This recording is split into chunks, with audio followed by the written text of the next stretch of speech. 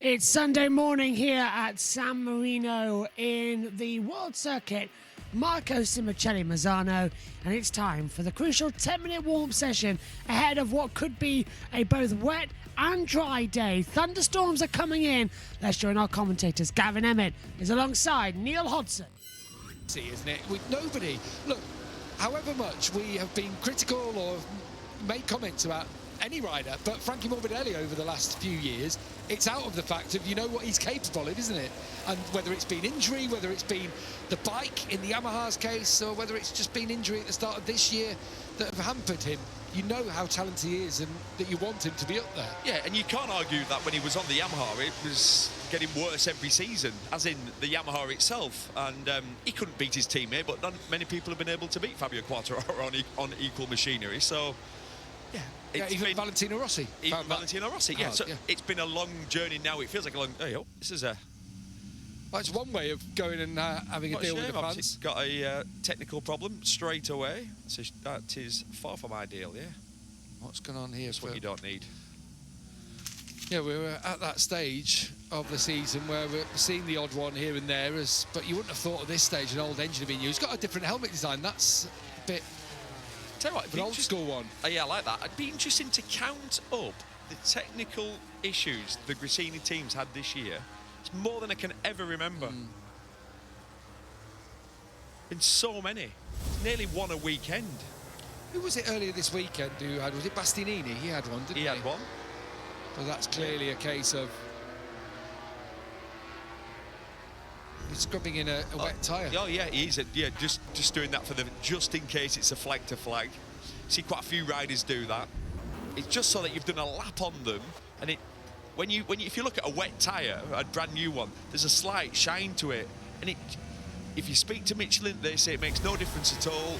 But for a rider's psychology, you leave pit lane, you see a shiny wet slick, you think, well, might just need to just scrub that a little bit. So you do get riders that like to just take that shine off. Everything about that leathers combination, the old Alpine Stars logo, the old Michelin logo, it's great, isn't it? Here is Pedro Acosta, who had a very decent ride yesterday.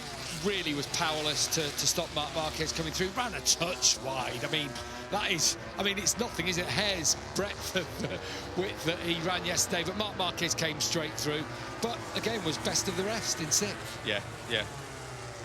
I was smiling. Miller was doing a lunge on Alicia Spargaro into turn 8. Then I don't know if something had happened before. Do you know sometimes when you see like the end of something happening, you're like, there must have been something that's let's say triggered that what looked like a lunge. Pego Bagnaia behind Fabio Quartararo, but just running out into the outside of the racetrack. There's Brad Binder, 7th for him yesterday, and it felt like everyone got into their positions eventually, didn't they, of where they are at the moment. Marc Marquez moved and made moves because he had pace. He had the same pace really as the leaders, and he was the only one really that was on the move yesterday. Yeah, he said straight after qualifying, he's almost said before the race, he's like, I'll have room all weekend. It's such a difficult track to make overtaking takes on. It's a really narrow track. There's no long straights. So unless the rider in front makes quite a big mistake, there's no chance past. We saw Bastianini, for example, on the last lap have a go at passing Frankie Morbidelli. And the problem is you come from so far back that you've no chance of stopping. So the team's worked well there, haven't they? Had the bike ready, seen when he's coming, got it started, it's on the stand, ready to go, and he's at least going out with 6 minutes on the clock. So what, he'll get 4 or 5 laps, just get back in the groove. It's one of the reasons I think most riders don't like this track as well, because it's not good for overtaking. The long races, you're sitting behind someone in front of you, there could be 2 or 3 tenths of a second per lap slower than you, yet you don't get any opportunity to pass them. You have to sit and wait and just be patient and hope there's a mistake that you can capitalise on. All right, so let's stop being Debbie Downers for a moment. What could happen today? Say, for example, Bagnaia is leading and Martin's behind and it's all set up, and Marquez, for example, gets a good start. There is potential there of those three having really similar pace. Yeah, similar pace, which unfortunately makes it really difficult to overtake, Gav. Sorry, I'm just telling you how it is. No, I'm telling you how it is. It's difficult to overtake around this track. We've witnessed it with Tell me that last classic race you saw here in Misano in MotoGP. Well, I remember the one. Do you remember the Bagnaia Bastianini had a good old scrap here, didn't they? Yeah. Where they did battle. Yeah, when was that? 3 years ago? Yeah, 2 years ago. 22. Yeah, that was a good one. That was a good one. When you felt like Bastianini, I'm not saying did the sensible thing, but he had a go at turn 4 and then thought, do you know what? I've got a potential factory contract coming next year. Yeah. I better not knock Pecco off while he's challenging for this championship with Fabio Quartararo.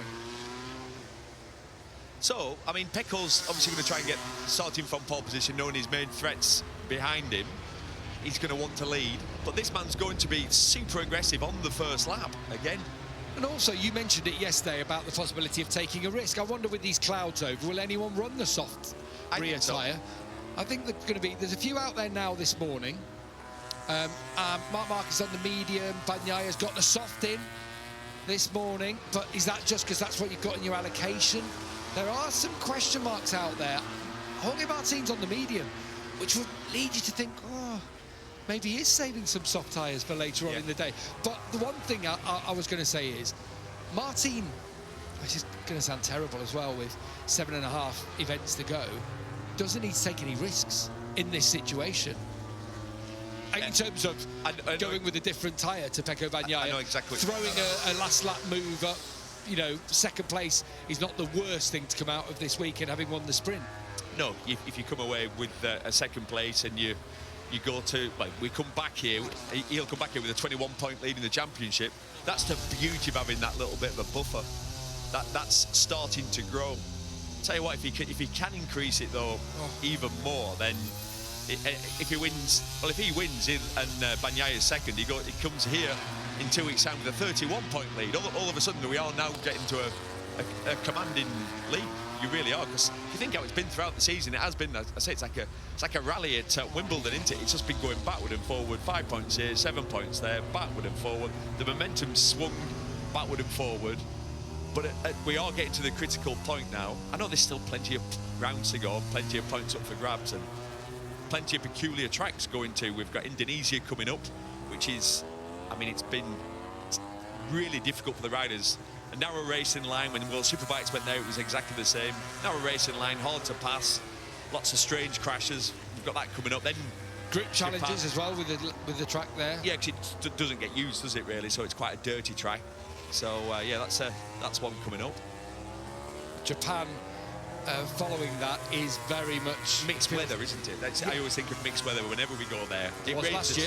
Yeah, it rains at some point, isn't it? Every week. Red flag that caused the race to be canned after they tried to restart it again. They put the race up, my understanding, is a little bit earlier this year. Do you remember it was at 3 p.m. last year, local time in Japan? Yeah. And the problem we ran into was it's going dark. It's going to start to get dark. Yeah, by 5:30 it's dark, isn't it? I think they've brought it forward, if I'm not mistaken, by an hour this year, just to give them a bit more buffer, which was part of the problem last year. Right, we've got 1 minute 30 to go in this session. Jorge Martin's top, Fabio Quartararo in second. Again, we'll repeat, his pace is there this weekend, but unfortunately he's at a knife fight with a butter knife. He's looked so much better this weekend. They did have a test here. It's going to be interesting. Tomorrow's going to be interesting. Actually, with this massive thunderstorm that is going to come much later on, it's going to wash all the rubber off the track, and they'll all be testing tomorrow. Yeah, I know it's the same for everyone, but it's far from ideal. Such an important test, this Misano test tomorrow. It's normally the first time a lot of the riders will be out on the 2025 bikes, or certainly an evolution of the 24s. It'll be a step in what they think is the direction to go with development. And you always say tests after races are really hard to get a read on. One, because you've got so much track knowledge of how the track was, lots of rubber laid down, but then when conditions are completely different, what's the story? Is it the track? Is it the bike? And it just makes it really hard to actually get a read on what you're testing. Yeah, the number of times that's happened. You test on a Monday and you bring some new components and it feels great. But what you're not aware of is the fact that there's that much rubber on the track. Actually, that masks a lot of problems that your bike might have. So all of a sudden, well, tell you what, this really helps. I've got more turning, I've got more whatever it is. And we've spoke to so many teams that have got lost because of that. They then turn up at the next test 3 months later. There's no rubber on the track, and the bike feels completely different. How do you factor that in? That is one of the conundrums for the engineers to work out. It is. So what you have to do is you have to have your base bike. So you have to go out on how you finish the race on that bike, and you have to do lots of back-to-backs. What you can't do, you can't just focus on one bike. You can't just go, right, this is the 2020, what we think is going to be the 25 spec. Right, go on, just spend all day on it. Then you can quite easily end up going down a rabbit warren, get a bit lost. I like that helmet for Frankie Morbidelli as he takes a checkered flag at the end of this second session. I'll try again. Frankie Morbidelli, I like his helmet. Marquez is just about to round the last couple of corners here. I love that livery, and I wonder, he needs a better start, unfortunately. He got a decent enough start. We didn't quite see what happened, balked up on that first lap. Got blocked, didn't it? Got back to 9. The problem is, it's so twisty, that first part. He got a good start. He tried to position himself well, but then, I say this, I use this phrase sometimes, he'd get into a braking zone and it was a dead end, as in there's just 3 or 4 bikes in front of him. There's nothing you can do. If he'd have tried one of his braver moves, it'd have been on the deck. So it'd have been Skittles. It'd have been Skittles, so... We've just seen it in the rookies, haven't we? We have, yeah. And where, I'm not going to give away results, but exactly, brilliant race, and one of the riders, by no fault of his own just gets caught on the wrong side, and then suddenly your options have completely and utterly diminished. Yeah. And he could have gone for a full-on banzai move, and he didn't, and he did the right thing. So we have got Pecco Bagnaia in 10th in this session. I think he's taken this one a little bit steady. It's all going to be about the start, I have to say, later on. What's happened here with Bagnaia? Shake of the head. Something he's not happy with anyway. His body language, just as we saw the onboard of him, looked a little bit frustrated. It's hard to tell, isn't it? But they'll have made probably a small change just to trying something. Do you know what it looks like? You could see he couldn't match Martin on the brakes, and that's Bagnaia's strong point. And so I genuinely think that maybe trying something a little bit with engine braking or whatever it is, maybe a setting, just trying to get a little bit more weight on the rear, but it's not quite worked. And he's got the soft rear tyre in at this stage, and if it's, I don't know, one that's had a few laps on it, maybe it is pushing the front, I don't know. But these are all factors that need to be brought in. Jorge Martin's had a decent morning, stayed out of trouble. They're all getting these bikes prepped for a flag to flag. I like how they've done that a couple of times at Pramac, go through the full practice, the right thing to do, away from the line and everything. Yeah, we see a lot of the riders do the practice, but then they don't actually practice the set off, and it's a key part of it, isn't it? There is rain in the air, and what we'll say is there's big dirty grey clouds, and they're sort of hanging over half the circuit. It doesn't feel at this moment like it's going to rain. Feels humid though. It's got that. It does. But you feel like it's going to rain. Well, it is going to rain later on. Yeah. I think we're going to miss it. I think it's going to be about 6 o'clock. Yeah, that's what I'm guessing.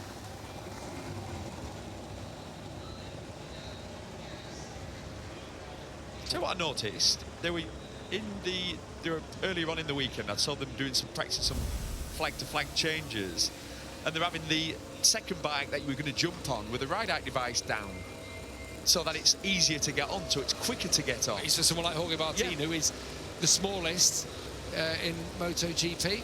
You know, they did a height thing. Did you see them doing that in the press conference the other day? And they have Martin and Bastianini as the 2 smallest. And Martin says, yeah, I'm actually a centimetre smaller than what they've sold you. He's obviously been lying on his CV. Well, we all do, don't we? Obviously, I'm 6 foot. Sure. And I'm 9 stone. One of your legs is 9 stone. One of your calf muscles 9 stone. Your calf muscles about the size of my waist. What is it? Look at that. So some power in them legs. Out of the snooker table factory. So Pecco Bagnaia looks a little bit unsure, I would say, after that practice session. It's warm up this morning. Yeah, it can happen. You know, when I see them have this moment... Sorry, Gab, he's not even going to do a flag to flag. He's not feeling it. He's a bit grumpy. No. That can happen. He was grumpy yesterday, wasn't he? Did you see the road rage incident? No. I say road rage, I'm inverted commas. He, Martin and Morbidelli were in the car heading to the podium, back from the podium. They obviously had a bit of an incident. Someone got in their way, and all three of them were out the window going, "Hey, come on," like that. And Pecco says, "Wind the window down," to Martin. He winds the window down and he goes, "What are you doing?" And the bloke goes, "Oh, I'm trying to do this." And he goes, "Well, we're trying to go to the podium." He goes, "Yeah, I know, well done." To whoever's in their way, the security guard or whatever. It's quite funny. Go and watch it on the socials. You'll find it there with MotoGP's handle. He'll be in the reckoning for the podium. You wonder whether late race pace, Bastianini and Marquez both feel like they've got more than Frankie, but can they get past? Because when Bastianini did it, it was a massive old lunge, wasn't it? Yeah, and Frankie was, what was he in the end? He was less than 2 seconds off the win, wasn't he? Yeah, well, he was. Yeah, he was less than. He was 3/10 behind Pecco. Yeah. Not bad at all, really, overall. So Franco Morbidelli tops this session then. Rain in the air with a flag-to-flag possible. Join us for all the action. We're live on JB Motorsports, and that's coming your way at 12:50 British Summer Time. JB Motorsports 2 is the place to be for all the action from Moto 3 and Moto 2. We'll see you later. Bye-bye.